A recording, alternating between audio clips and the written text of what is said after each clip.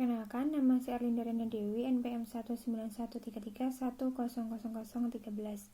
Di sini saya ingin mempresentasikan tentang pelaksanaan keuangan desa.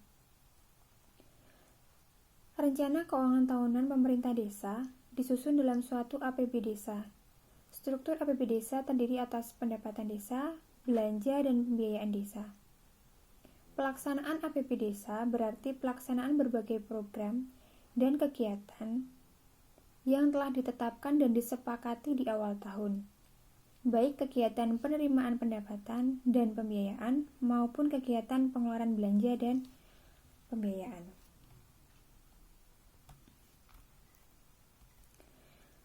Seluruh penerimaan dan pengeluaran desa dilaksanakan melalui rekening kas desa atau RKD, yaitu rekening tempat menyimpan uang pemerintahan desa yang menampung seluruh penerimaan desa untuk membayar seluruh pengeluaran desa pada bank yang ditetapkan.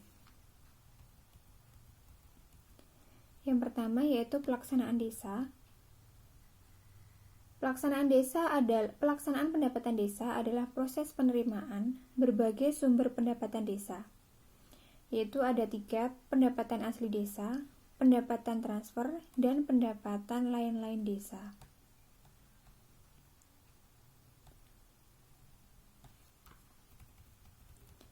Pendapatan asli desa adalah pendapatan yang berasal dari masyarakat dan lingkungan desa. Ada 3 mekanisme, yaitu secara tunai, bank, swadaya, partisipasi, dan gotong royong. Penerimaan pendapatan asli desa secara tunai diterima oleh bendahara desa. Prosedur penerimaan pungutan dari dan sewa secara tunai yaitu ada 3 elemen: masyarakat, bendahara desa, dan bank. Masyarakat yang memakai atau memanfaatkan aset desa atau menerima jasa pelayanan desa memberikan uang bayaran sewa atau pungutan kepada bendahara desa. Bendahara desa memberikan karcis atau tiket atau bukti pungutan atau kwitansi sebagai tanda terima, kemudian diberikan kepada masyarakat. Karcis, tiket, ataupun kwitansi yang dibuat oleh bendahara desa dicatat dalam BKU dan buku rincian pendapatan. Kemudian disetorkan kepada bank. Bank memberikan bukti setor. Bukti setor itu dikembalikan ke bendahara desa. Bukti setor yang dibuat oleh bank dilakukan atau dicatat dalam BKU dan buku rincian pendapatan. Prosedur penerimaan desa secara non-tunai atau transfer bank yaitu terdapat 3 elemen: masyarakat, bank, dan bendahara desa. Masyarakat yang memakai atau memanfaatkan aset desa atau menerima jasa pelayanan desa memberikan uang pembayaran desa dan dibayarkan melalui bank. Masyarakat yang membayar uang sewa melaporkan kepada bendahara desa. Bendahara desa melakukan pengecekan saldo di bank, membuat tanda terima penerimaan, dan memberikan tanda terima kepada masyarakat. Bendahara desa melakukan pencatatan dalam buku bank dan buku rincian pendapatan. Yang ketiga yaitu prosedur penerimaan swadaya, partisipasi, dan gotong royong berupa barang dan jasa.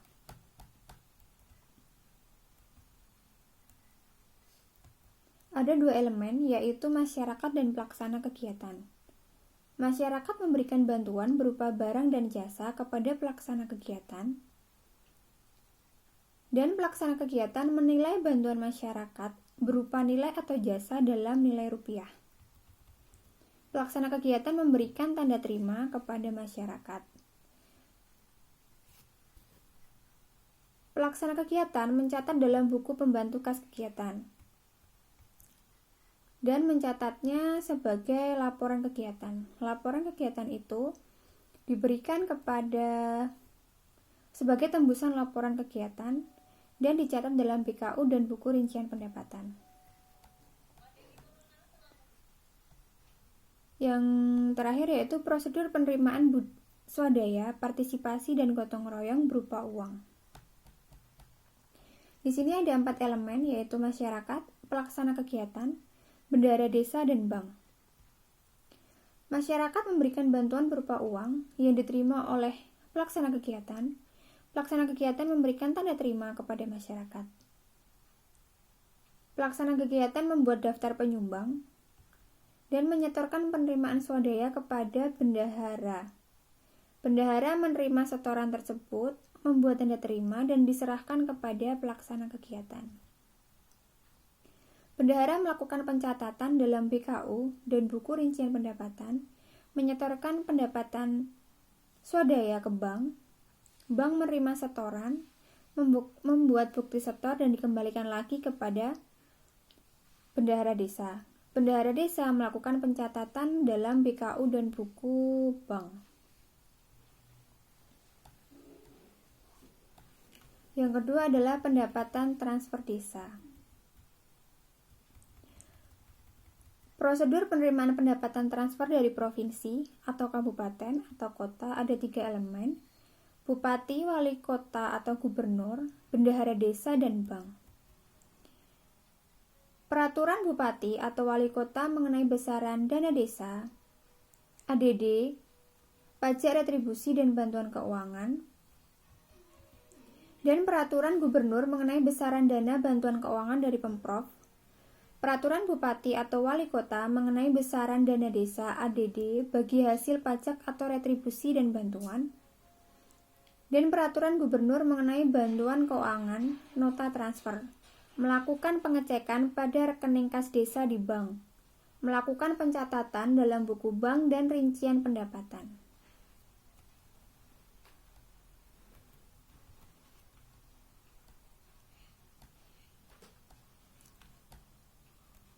Dana desa diatur dalam PP nomor 60 tahun 2014 diubah menjadi PP nomor 8 tahun 2016. Dana desa diberikan secara bertahap, yang tertuang dalam peraturan PP nomor 8 tahun 2006 dan PMK nomor 46 tahun 2016. Ada 2 pembagian, yaitu di bulan Maret sebesar 60% dan Agustus sebesar 40%.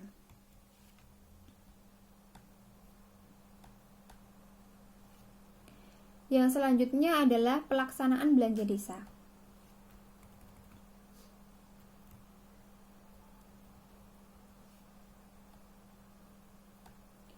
Pelaksana belanja desa adalah proses pengeluaran dari RKD untuk melaksanakan berbagai program dan kegiatan yang telah ditetapkan,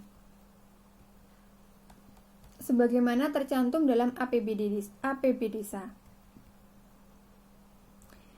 Dalam pelaksanaan berbagai kegiatan, bendahara desa melakukan pengeluaran belanja desa atas kegiatan yang dimaksud.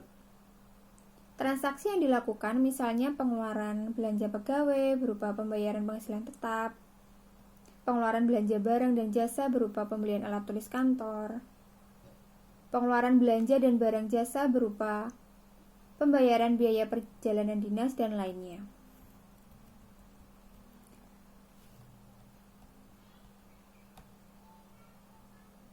Di sini ada 2 proses, yaitu penyusunan RAB dan pengajuan SPP.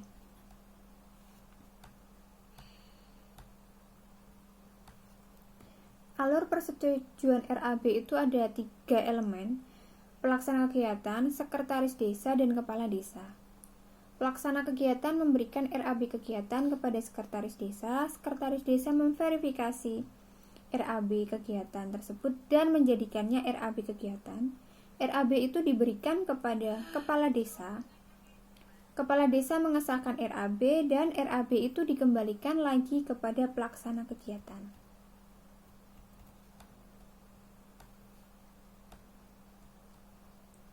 Yang kedua, mekanisme pengajuan surat permintaan pembayaran atau SPP. Verifikasi atas SPP yang dilakukan oleh sekretaris desa meliputi: yang pertama, meneliti kelengkapan permintaan pembayaran yang diajukan oleh pelaksana kegiatan. Yang kedua, menguji kebenaran perhitungan tagihan atas beban APB desa yang tercantum dalam permintaan pembayaran. Yang ketiga, menguji ketersediaan dana untuk kegiatan yang dimaksud. Yang keempat, menolak pengajuan permintaan pembayaran oleh pelaksana kegiatan apabila tidak memenuhi persyaratan yang ditetapkan. Terkait hal tersebut, ada beberapa istilah yang perlu dipahami. Yang pertama, uang muka, yaitu pemberian uang dalam rangka pembayaran sebagian atas PBJ kepada pihak ketiga. Yang kedua, uang panjar, uang yang diberikan kepada pelaksana kegiatan dalam rangka pelaksanaan kegiatan. Yang ketiga, uang persediaan adalah uang yang diberikan khusus kepada bendahara pengeluaran pembantu. Namun dengan demikian, khusus untuk desa, istilah ini tidak digunakan karena tidak ada bendahara pembantu di desa.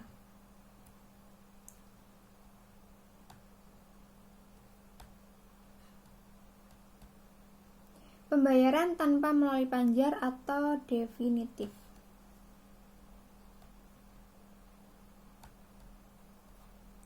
Pengajuan SPP definitif oleh pelaksana kegiatan dilampiri dengan pernyataan tanggung jawab belanja dan bukti transaksi. Alurnya itu melibatkan 4 elemen: pelaksana kegiatan, sekretaris desa, kepala desa, dan bendahara. Pelaksana kegiatan memberikan barang dan kwitansi atau faktur atau nota. Pengajuan SPP dan pendukungnya diberikan kepada sekretaris desa. Sekretaris desa memverifikasi SPP dan pendukungnya, kemudian diserahkan kepada kepala desa. Kepala desa melakukan persetujuan SPP, dikembalikan lagi kepada sekretaris desa untuk diarsipkan pada lembar kedua. Persetujuan SPP yang telah disetujui oleh kepala desa dikembalikan lagi kepada pelaksana kegiatan pada lembar ketiga. Persetujuan SPP itu diberikan lagi kepada bendahara lembar pertama dan dilakukan pembayaran atau pencairan SPP. Kemudian bendahara melakukan pencatatan di buku kas umum. Yang kedua yaitu pembayaran melalui SPP panjar kegiatan. Pengajuan SPP panjar kegiatan oleh pelaksana kegiatan harus dilampiri dengan pernyataan tanggung jawab belanja, rencana penggunaan uang panjar kegiatan. Alurnya yaitu dari pelaksana kegiatan membuat surat permintaan panjar dan pendukungnya, diberikan kepada sekretaris desa. Sekretaris desa memverifikasi surat permintaan panjar, kemudian diberikan kepada kepala desa, dan kepala desa menyetujui permintaan panjar tersebut, diberikan kepada bendahara. Bendahara memproses pemberian panjar. Uang panjar dan kwitansinya diberikan lagi kepada pelaksana kegiatan. Pelaksana kegiatan melakukan pencatatan penerimaan panjar tersebut. Bendahara melakukan pencatatan di buku kas umum.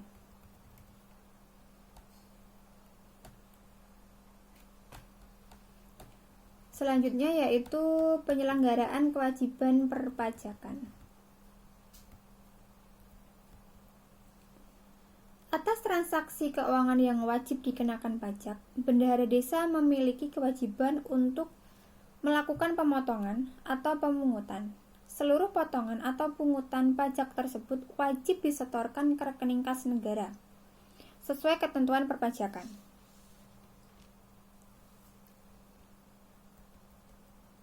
Transaksi yang dikenakan pajak ada 3: belanja barang, belanja jasa, dan honor. Jenis pajaknya yaitu yang pertama PPh 21, PPh 22, PPh 23, PPh pasal 4 ayat 2, PPN, dan bea materai.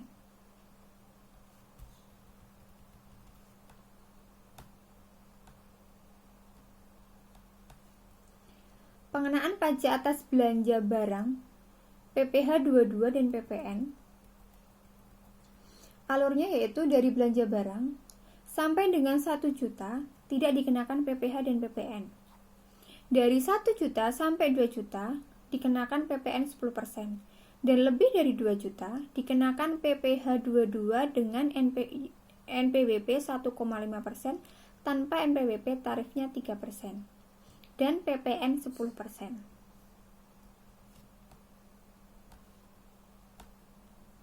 Yang kedua, pengenaan pajak atas belanja jasa PPh 23, pasal 4 ayat 2, dan PPN. Belanja jasa itu yang pertama konstruksi. Konstruksi dikenai pasal PPh pasal 4 ayat 2, tarif tergantung klasifikasi usaha. Dan PPN jika konstruksi di atas 1 juta yaitu 10%. Selain konstruksi, itu dikenakan PPh 23 dan yang mempunyai NPWP tarifnya 2%, tanpa NPWP tarifnya 4%. Serta PPN 10% di atas 1 juta. Yang ketiga, pengenaan pajak atas belanja imbalan penghasilan PPh 21. Honor atau imbalan kerja. Yang pertama, pejabat negara, PNS, TNI atau Polri itu dikenai PPh 21 final tarif tergantung golongan. Yang bukan pejabat, yaitu PPh pasal 17, tarifnya juga bervariasi. Kewajiban pemungutan pajak daerah, yaitu khusus pajak daerah, pemungutannya disesuaikan dengan kondisi daerah masing-masing. Yang kedua, bendahara desa dapat melakukan pungutan pajak daerah jika diberi amanat yang diatur dalam peraturan bupati atau wali kota. Selanjutnya yaitu pengadaan barang dan jasa atau PBJ desa. Diatur dalam pasal 105 PP nomor 43 tahun 2014. Peraturan Kepala LKPP nomor 13 tahun 2013 yang telah diubah dengan Perka LKPP nomor 22 tahun 2015 tentang pedoman tata cara pengadaan barang atau jasa di desa. Yang ketiga, pengadaan barang atau jasa untuk memenuhi kebutuhan barang atau jasa dalam rangka mendukung pelaksanaan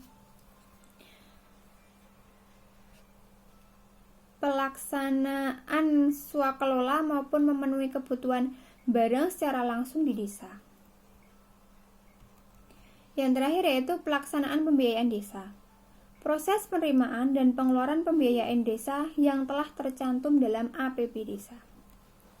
Demikian presentasi dari saya. Apabila banyak salah, saya minta maaf. Apabila ada sanggahan, saran, saya terima. Terima kasih.